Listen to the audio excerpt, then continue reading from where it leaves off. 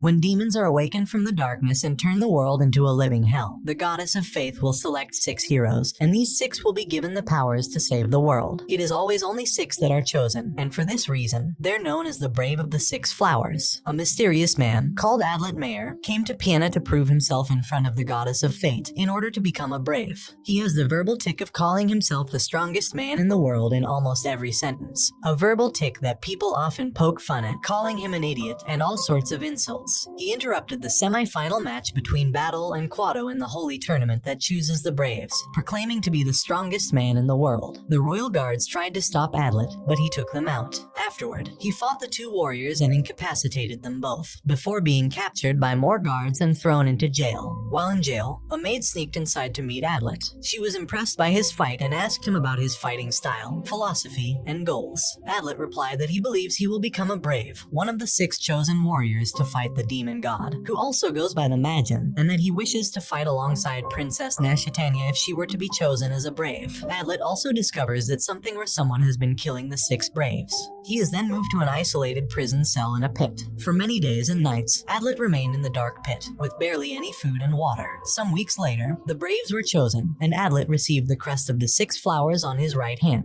The maid arrived, revealed to be the princess, much to Adlet's surprise, and rescued him from his cell. Nashitania showed him her crest, and goes on to free him from his cell at the expense of her soldiers, trapping them in the same pit they had thrown Adlet in. They both fled from Piana and began heading west on horseback towards the land of the Howling Demons, to meet the other braves and defeat the demon god. For several days, Adlet and Nashitania got to know each other through talking and sparring. Upon rebuking her, Adlet found out about her mischievous nature, when she pretended to be saddened and scared of his anger towards her. He was also able to see how her abilities worked, and her free-spiritedness, which usually provokes him. Despite that, they began to grow closer, but when a village in their path was attacked by the Kaioma, which are evil demons, Adlet and Nashitania rushed to their defense and were able to fight together briefly. However, as they were escorting villagers away, Adlet learned of a single girl who had stayed behind. Nashitania implored Adlet that their mission to defeat the demon god was more important than helping one girl, and possibly being killed by a Kaioma before then. Unable to do so, Adlet went on ahead of her, leaving Nashitania to defend the villagers against any remaining Kaioma. Upon reaching the village, Adlet was surprised to find several Kaioma corpses, and a ball of iron is the only evidence. Then, he found a girl with white hair and black clothing, helping a dog and its young pup, setting them free. Flamey Speedra tells Adlet to leave her alone, stating she must fight the Magin by herself.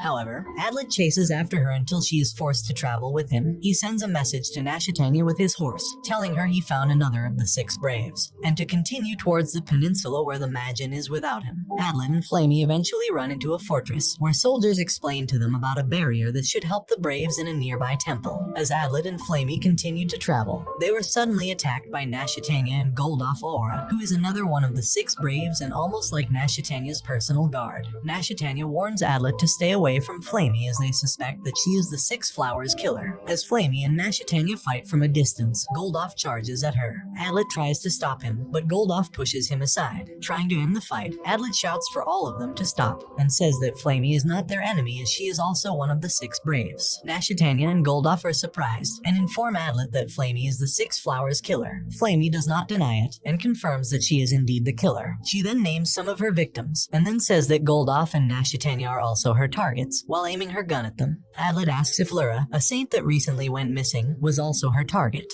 Flamey answers that she was, but that she does not know what happened to her. Adlet then asks her why she killed all the potential braves, and Flamey replies that the Magin could only return if weak warriors remain to be chosen as braves. Goldoff and Nashitania are now convinced she is their enemy, and are about to kill Flamey when Adlet blocks them. He refuses to believe that someone trying to revive the demon god would be chosen as a brave, and says that he will side with Flamey if he has to fight. Nashitania finally decides to agree with Adlet, and tells Goldoff that they'll stop fighting. She then informs Flamey that she still doesn't believe her, and that she only trusts Adlet. As the group continues their journey, they notice several flying Kaioma heading for the temple. The braves rush to the temple but are blocked by a different group of Kaioma. As they battle, Nashitania instructs Adlet to go ahead to the temple. When Adlet reaches the temple, he notices an injured priestess. He tries to help her, but she tells him to hurry inside. Adlet tries to open the door, but it does not open, so he blasts it open with some explosives. Immediately afterward, 2 armored soldiers exit from the inside and attack Adlet. He tries to ask the priestess what had happened, but she turns out to be a shape-shifting Kaiowuma and escapes. After defeating the soldiers, who turn out to be just suits of armor, Adlet feels a cold sense of dread before entering the temple, and notices mist appearing from the ground. Fearing someone had already activated the barrier, Adlet then enters the activation chamber, only to discover that his fear had come true when he notices the sword had already been shoved into the pedestal. He looks around the room but does not find anyone else inside.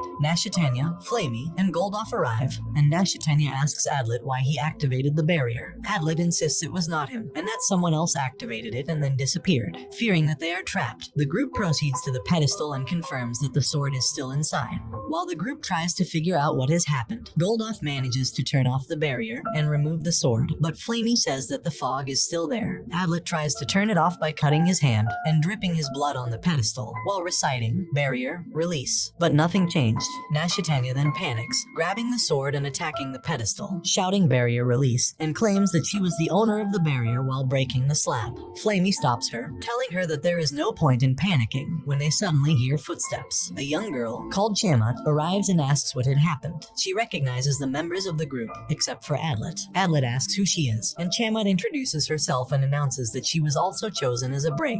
Adlet tells Chamat that he is the strongest man in the world, but ends up confusing Chamat as she is said to be the most powerful person in history, besides the goddess of fate. Chamat then decides that they should kill Flamey, who also prepares for a fight, but Adlet and Nashitania stop them. Another one of the 6 braves arrives, a girl called Mora, who's wondering what the group is arguing over, but quickly realizes that Chamat was about to start a fight. Mora then orders Chamat to stop, and tells the group that there is an outsider among them. She reveals that she had been traveling with a man she met the day before, called Hans Humpty, who is also a brave. Adlet orders everyone to show their crests, and they realize that there are 7 of them. Mora tells everyone the story of the Saint of the Single Flower, who split her power into 6 for each of the braves, so it was impossible for there to be more or less than 6 of them. Adlet and Hans went outside to find a way out, but unfortunately, they went in circles. When they went back, they saw Flamey cuffed as the initial 7th brave, and the prime suspect for activating the barrier. Mora then suggests they introduce themselves to gather information about each other. During Flamey's introduction, she revealed herself as a half-human, half-Kaiowuma entity, born from a human father and a fiend mother. Adlet then reveals his story, but Hans saw a flaw in it, therefore making him the prime suspect. Adlet, in his confusion and anxiety, took Flamey as his hostage and poisoned her to keep her unconscious. He escapes the temple, but Hans managed to throw a dagger on him, slowing him down. He then passed out because of the blood loss while escaping. While he was down, he remembered how he went to his master and begged to take him as his student. As he regained consciousness, he noticed he had bandages on, and realizes that Flamey patched him up. They both talked about their pasts, and as they open up to each other, he then speculated that there might be an 8th brave who helped the 7th, and that he needs to find out to prove his innocence.